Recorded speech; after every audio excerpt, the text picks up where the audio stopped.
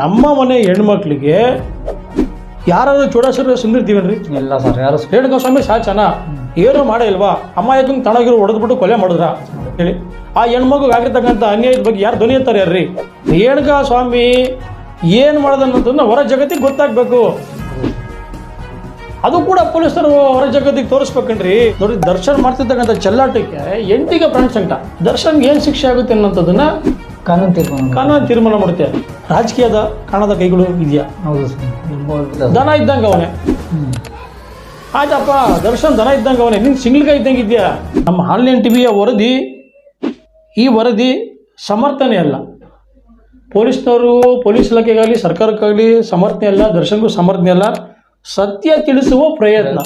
ದೇಶದಲ್ಲಿ ಹೆಣ್ಣನ್ನ ಆದಿಶಕ್ತಿಯಿಂದ ಪೂಜೆ ಮಾಡೋದು ಪುಣ್ಯ ಭೂಮಿ ಇರಲಿದ್ದು. ಖಂಡಿತ. ನಾವು ಕೂಡ ಅಷ್ಟೇ ರೀ, ಮಾಧ್ಯಮದ ಒಂದು ಚೌಕಟ್ಟು ಇರುತ್ತೆ. ನಾವು ಯಾರ ಬಗ್ಗೆ ಕೂಡ